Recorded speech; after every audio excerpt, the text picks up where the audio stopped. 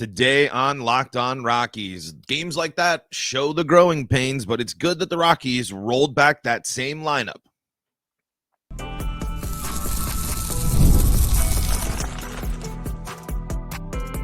You are Locked On Rockies, your daily Colorado Rockies podcast, part of the Locked On Podcast Network, your team every day. Rock on Rockies fans, welcome into the Locked On Rockies podcast for today, the 22nd day of August in the year 2024. I'm your host of the Locked On Rockies podcast, Paul Holden, bringing you your daily Colorado Rockies talk right here on the Locked On Podcast Network, where you can find your team every day. If your team is the Colorado Rockies, guess what? You're in the right spot because that's what we do around here each and every day, free and streaming on your favorite streaming services, bringing you your daily Colorado Rockies talk right here, not only on those streaming services, but also on the Locked On Rockies YouTube channel, where you can be part of the show. You can fire off your Rockies hot takes. You can let me know what's on your mind when it comes to the Colorado Rockies. And every time you like the videos, every time you subscribe to the channel, every time you leave a 5-star review and tell your friends about the show, you're helping the show grow, and I really do appreciate that. Today, we'll recap the game yesterday and look at Tanner Gordon's Savant page to see just a little bit of location issues. And I don't think he's anywhere that the Rockies can't relate in terms of not hitting their spots. We'll talk a little bit about Brendan Rodgers, who continues to swing a good bat and continues to be someone that's having a surging second half of the season, which I think really is going to make his situation pretty interesting in the offseason here. We'll again, the Rockies aren't out of a shot at the series still. They're still looking for back-to-back series wins. We'll see how often the Rockies have won series back-to-back this season, like when we looked at how many times they've won 3 games in a row. Bummer that they didn't get, I believe it would have been their 4th 3-game winning streak this season. The Rockies are unable to do so as they kind of just get trounced. I mean, games like that are going to happen, especially when you consider the lineups that are being out there. So these are growing pains. And like I said, when we're watching these games and when you watch a game like yesterday, yes, you're bummed. Yes, you're disappointed, of course, by the results, but it is different when you are watching a lineup of 6 youngsters get out there and get after it and get some more playing time. That's important here, but it's also a shot at the series here is still on the line. So let's take a look at the Rockies' path to winning the series as well. But before we dive into all the fun today, got to let you know that today's episode is brought to you by Gametime. Download the Gametime app, create an account, and use code LOCKEDONMLB for $20 off your first purchase. Terms do apply.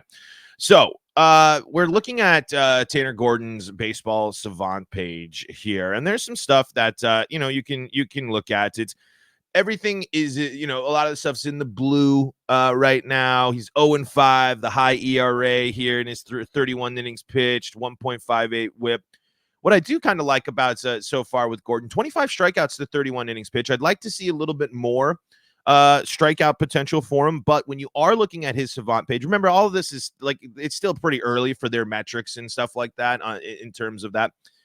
So there's a lot of areas in which that he's below average right now. xERA, x batting average, exit velocity, whiff, strike percentage, barrel percentage, ground ball percentage.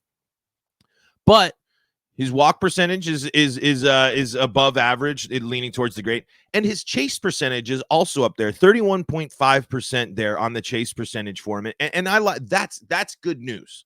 That's the exciting stuff. That means when he's really locating and when he's hitting that, he's getting batters to be able to swing and miss. And again, I love seeing that swing and miss potential and chase and whiff percentage or something big.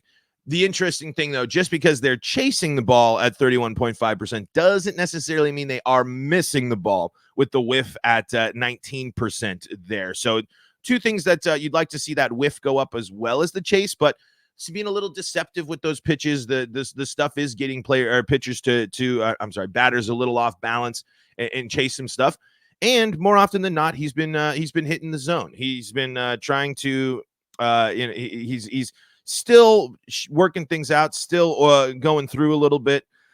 But as we've noticed, it's just something that it's going to be a grind. And I think that this stretch throughout this is a good challenge for him. The bummer here is that the Rockies haven't gotten him to go too far in the last 2 starts. He hasn't lasted past the fourth inning there in 2 of his last 3 starts, 5 innings in his last the win that he was a part of there against Atlanta late, 5 innings there. So would like to see him get back to the 6 innings pitch that we've seen towards the start of his appearance there. Only a 1 walk yesterday. He had 2 walks there, but the walks haven't been too much of a problem for Gordon these days. Really the big issue and some of the big stuff as we're going through this and as you look at the Savant page, the location when he misses is just brutal. So he throws his 4-seam fastball 48.7% of the time so far. And when you look at the heat map and when you look at where he misses with that fastball, it's just total danger zone. It's just right in the heart of the plate. High and tight a little bit, but high and outside depending on the batter that you're at. And when you look at his sinkers, he's only thrown 6 of them, and they've all been hit. And the sinkers have all landed pretty squarely in the middle of the zone. The slider has good movement down and away, which is nice in some areas. It's still hiding in that bottom right-hand strike zone corner box, but you still got to hit the zone, right? You still got to be your pitch has still got to be going in the strike zone. And this one's they're not missing as much center cut. When you look at the 4-seamer, when you look at the changeup, when you look at the curveball, and you look at the sinker, he is missed in the middle of the plate. And we know how much you can get punished for that. And we've seen him get punished for that. That's why he has given up 26 earned runs in his 31 innings pitched there. You know, so that when you're looking at things, when you're looking for Gordon here, when we're looking for things to improve for him, location is going to be huge, and working on, because if you can get them to chase, if you can get them to go after those pitches, you got to be able to be hitting those fringe spots a little bit more, placing those pitches in spots that aren't really necessarily hittable. And he can do that in some areas. Like I said, I'm looking at this slider and I'm liking where it's breaking. I'm liking where it's where the heat map is showing where it's really focusing in on the zone or on the strike zone here. And the changeup is got some interesting parts in there too. Unfortunately, you still look at a big glob of the heat map that's sitting center cut still, but there is some stuff down and away, down and inside that with the changeup just painting on the strike zone here that really would make it so that if when he is hitting his spots, he can be effective there and get that chase, get that off-speed pitch in which a batter thinks he can hit it, but it breaks on the inside corner of the plate for a strike, maybe looking or something like that. The curveball, the big problem when you're looking at the heat map, he's only thrown the curveball 21 times so far. But when he has missed with the curveball, it is dead red. It is right in the center. So when you're looking here at the 4-seam and the curveball, it's where the mistakes are happening. It's where the pitches are being located that the batters are doing a lot of damage to. There, but 17% strikeout rate here for Gordon through these first starts, and he's young. This is something that he's still figuring out. He was drafted in 2019, so he's only 26 years old. So still a lot of things to figure out there here. As like I said, when you look at a lot of stuff, there's stuff to be a little worried by. But again, this is the first appearances with the Rockies, first moments here up in the big leagues for them as they're navigating a tough slog. But there is, like I said, I like the strikeout percentage. I like the fact that his walk rate's only at 4.3%. He hasn't been walking a ton of batters compared to others here. A couple of no walk performances as well in there, but the walks, another thing to watch: walks, pitch location, and the overall runs allowed there, because 26 earned runs in 31 innings pitched isn't necessarily exactly what I'm looking for and hoping for from the young starter, but could be worse. So keeps working on that location. If he can hit those pitches and start getting away from the inside part of the bat, he's going to be able to induce some good weak contact, because his hard hit percentage is at 36%. He's in the great category for that statistical category, and he's floating and he's getting up there, 41.1% ground ball percentage there. I wonder if the Rockies are hoping to see that more. I mean, I know the Rockies love their ground ball pitchers, so just some stuff that we saw from the Savant page there that was interesting. And like I said, when you're looking at some of these heat maps, remember that when you look at like the curveball and the sinker, he's only thrown the curveball 21 times. 6 times for the sinker. Those 2 pitches combined for 5% of his pitches. So the rest, he's thrown the 4-seamer nearly half the time. Like I said, if he can stay in that upper part of the zone, if he can avoid that middle part of the plate, he'll be in a better spot. But right now, location is the question for Tanner Gordon. Let's talk about Brendan Rodgers staying hot as well, and look ahead to the finale. A little day baseball here. I love a day game. Don't you? I love a little day baseball. That's all coming up on today's episode of Locked On Rockies. Before we do that, though, got to tell you about the folks that help make this show possible, and that includes TonaI. TonaI is a great resource for those who thrive on getting stuff done, including workouts. Every minute counts. That's why you need TonaI, the smart strength training system that takes the guesswork out of working out so you can make sure you're making the most out of every rep. When life gets busy, fitting in a workout can be stressful. With TonaI, you can get efficient workouts personalized just for you and are available with the amount of time you have. TonaI is the world's smartest and most effective strength training system that helps get you stronger. Powered by AI, TonaI learns with every rep so it can deliver workouts personalized just for you. TonaI learns from your movement and provides suggested weight recommendations for every move with detailed progress reports. They even create personalized program and workout suggestions or recommendations based on your individual goals. From professional athletes to the mom of 3, TonaI is trusted by thousands who have become their strongest. Right now, TonaI is offering our listeners $200 off your TonaI purchase with promo code LOCKEDONMLB. Yes, that's right, $200 off your purchase at TonaI.com when you use the promo code LOCKEDONMLB. That's TonaI.com, TonaL.com, promo code LOCKEDONMLB for $200 off. This is the Locked On Rockies podcast. We are free and streaming on your favorite streaming services, bringing you your daily Colorado Rockies talk right here on the Locked On Podcast Network, where you can find your team every day. If your team is the Colorado Rockies, you're in the right spot. That's what we do around here each and every day, free and streaming on your favorite streaming services, bringing you your daily Colorado Rockies talk. Also on the Locked On Rockies YouTube channel. Go over there, watch the videos, subscribe today, and check it out. All right, so we were talking about Tanner Gordon there, going through some growing pains and location pains here, but a guy that remains red hot for the Colorado Rockies, and that is Brendan Rodgers. Man, again, we are going through just another classic Brendan Rodgers season. I mean, and this is exactly kind of what we have expected from Brendan Rodgers. It is now run the same case. Has a terrible start to the season, completely ice cold, and then things turn around in the second half, and even before the second half of the season. In the last 30 games that Brendan Rodgers has played, that's 115 at-bats. He has 36 hits in that time, 4 of them for home runs, 16 RBIs, 7 walks, 27 strikeouts, and he's got an average of 313, an OBP of 360, and a slugging of 496. Pretty darn good. And the sample size, as you shrink it gets going and gets better as well. Let's take a look here at the month differences here. 118, 176 was his batting line in March. That's how he started the season. And then he improved that batting average in April up to a 265, 324, 397 line. And then look at this. May, 290, 321, 355. June, 333, 365, 625. July, down 221, 288, 316. And that's a pretty big drop there as well. That's a pretty big cool off there for Brendan Rodgers. But in August, 364, 403, 606.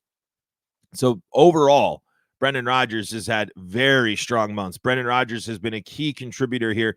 And Brendan Rodgers, I think, is making a case for the offseason to be an interesting one for him. Again, it's another situation in which the Rockies are going to have to decide, what are they going to do? How much are you going to go with the idea of because if you're thinking about trading Brendan Rodgers, right, wouldn't you want to trade him while the value is at the highest, ideally, which is usually at the end of the season after he goes out and he does what he's doing in August right now, where he's going and he's showing that he has the hot streak. But the other question is, how far off is Amador? I mean, he got that cup of coffee. He didn't look too strong. There's it hasn't been necessarily an incredible year in the minors.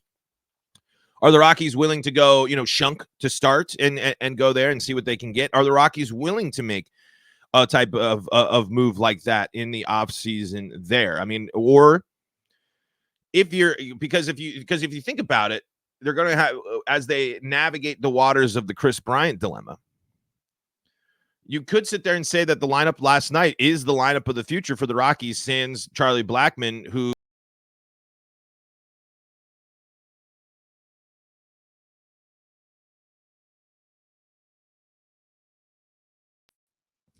sorry about that, hit a button. Sans Charlie Blackmon, who I don't see him coming back. I don't know if you're the Rockies. I don't know if you can sit there and justify it again and justify bringing back Charlie Blackmon, but there's not even an argument that you can justify even continuing to trot Chris Bryant out there when on the off chance and on the rare chances that he stays healthy for you. The point is, I just think that this situation is an interest. It's one to watch this offseason, because again, I look and think that there are teams that another situation in which I was really, really curious what the trade deadline looked like and what the discussions were like with or about Brendan Rodgers. Are they, what are teams looking for? What is, when you are offering a Brendan Rodgers trade, don't you have enough to kind of sit there and be like, it? I mean, the proof is in the pudding, right? I don't know. I mean, Gold Glove defense, a guy that currently on the season, I mean, we talked about it, even with the bad stuff. Let's get the full season picture. He's still batting 279, 325, and an OPS of 744. He's driven in 45. He's got 10 home runs this year. And I'd argue that's even some down production. I mean, I don't think it's going to be crazy. The biggest thing I think maybe is the power, the lack of home run hitting. Maybe that gets in the way. But when you can have stretches where you're batting nearly 300 or 300 plus in 3 months out of the season, 4 months out of the season, potentially, depending on how September goes, that's pretty darn good. And Rodgers, of course, adds to this great infield. When you're looking at the infield of the Rockies right now, there's 4 Gold Glovers or 4 Gold Glove nominees at least there, because who knows what'll happen with first base and third base there. But the elite defense is a strength. I mean, I really do sit there and I look and I just wonder, are the Rockies asking too much for Rodgers? Are the Rockies really interested in moving on from Rodgers as someone who's still trying to hit that ceiling here?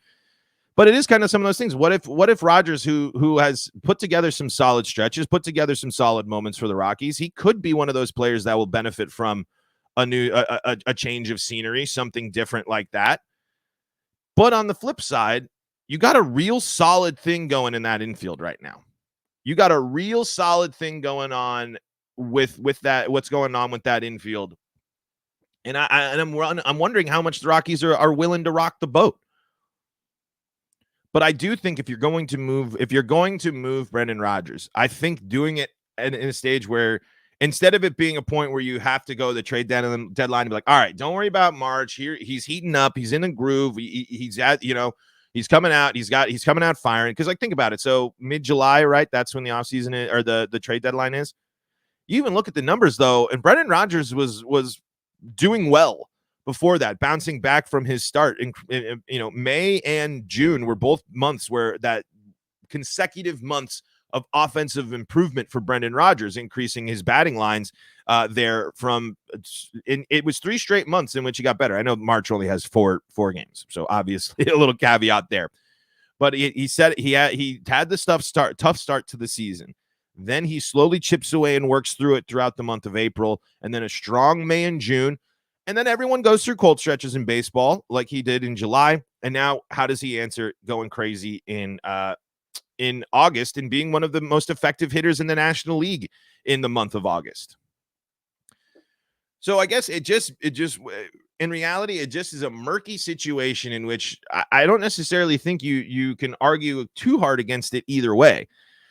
If you can get a solid deal for Brendan Rodgers and bring a couple of players back, I think the best opportunity to do so is going to be at the end of the season. I really do think there are teams that are going to sit there and say, man, we missed out on our opportunity to add this guy in the middle of the season. I don't think I want to run that risk. I want to bring him in.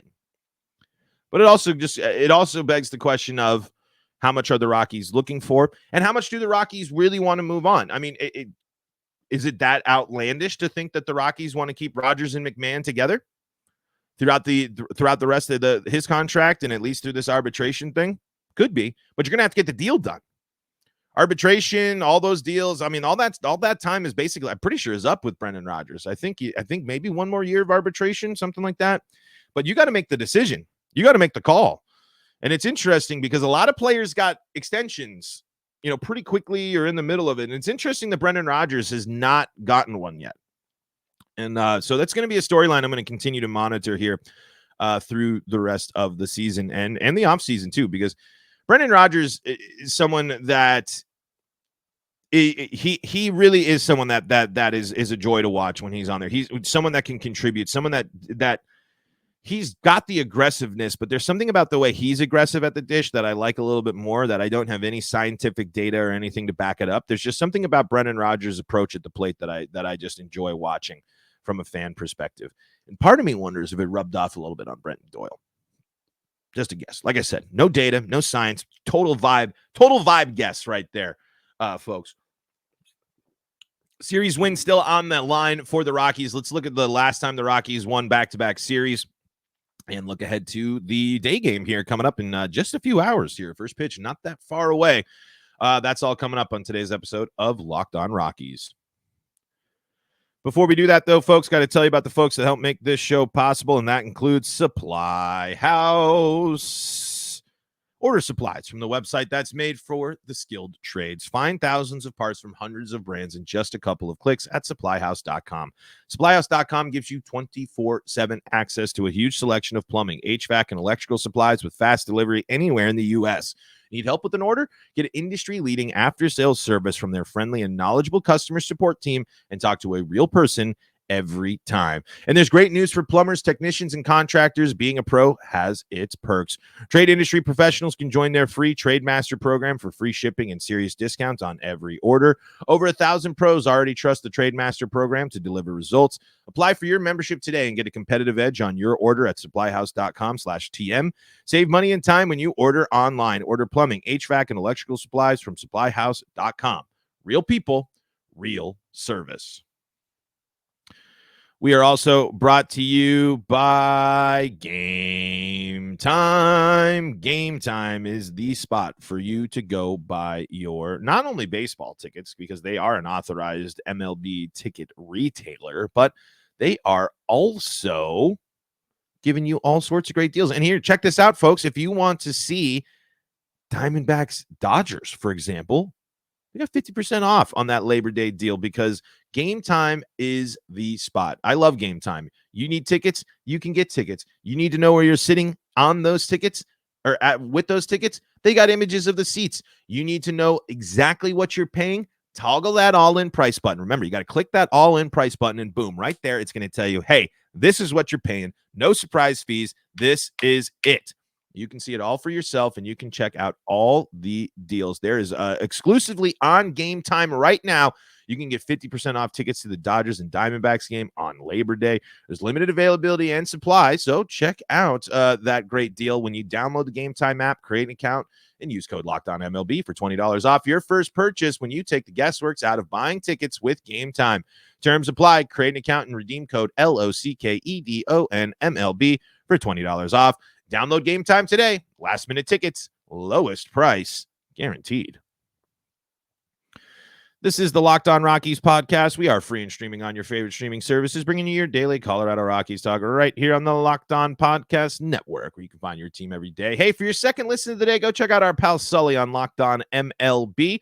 He's got you covered for all things baseball and get you ready as the playoff race is heating up, heading into the final home stretch of the season, the last month of the season. Always an important month there for teams figuring out their playoff hopes. If only the Rockies were part of it. Sully's got you covered there. And take your Rockies play-by-play action on the go. SiriusXM and the SiriusXM app has got you covered. All right, Rockies are looking for back-to-back series wins here for the first time since... it hasn't happened in the second half yet. And it only happened once.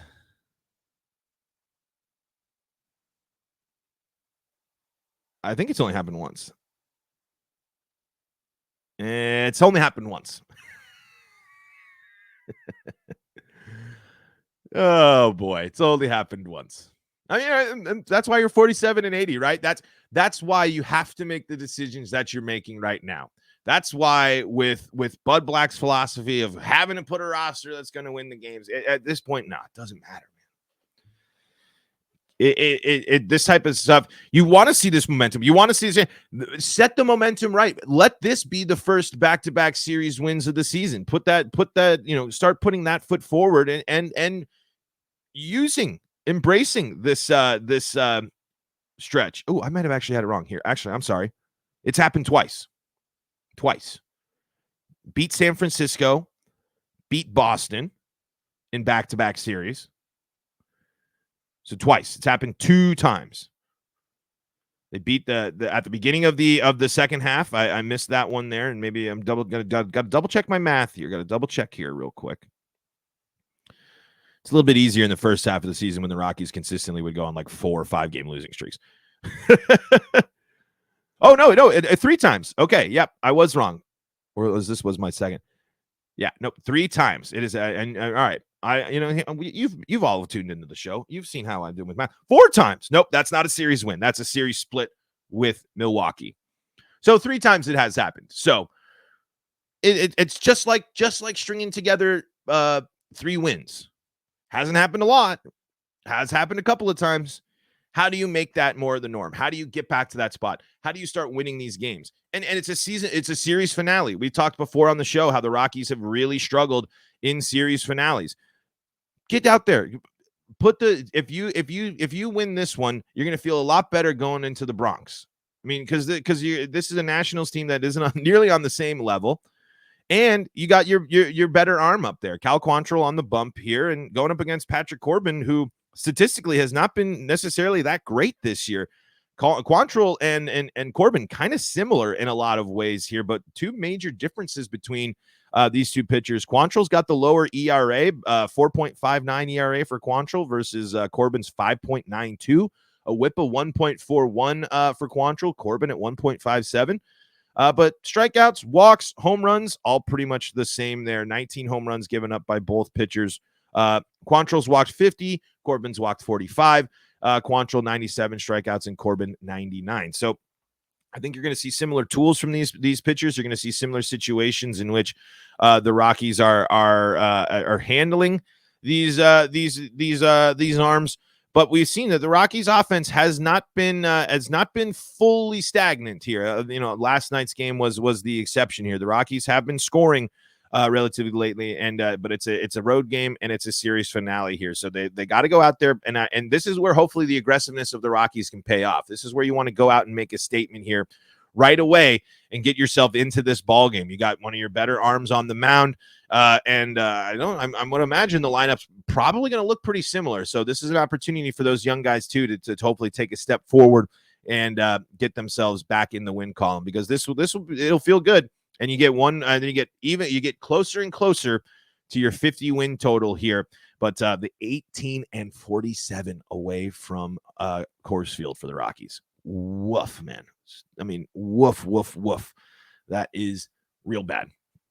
But looking for the Rockies leaders to do some damage today. They got to step up and be there as well. Would love to see a good game from some of the youngsters as well. Maybe a nice Romo day game if he's getting the start here. Might not get the start with back-to-back days. We'll see, though. He's a youngster. All right, folks, that's going to do it for today's episode of Locked On Rockies. Thank you so much for joining us. We'll be looking ahead to the Yankees series coming up. It's always fun. Yankees, Aaron Judge, and Soto. I mean, let's see how the Rockies handle that lineup And that'll be your weekend fun. We'll talk about that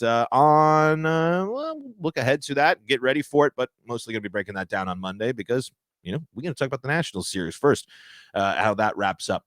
Bringing you all your Rockies news and more right here on the Locked On Rockies podcast. Thank you again for liking the video, subscribing, and all that good stuff.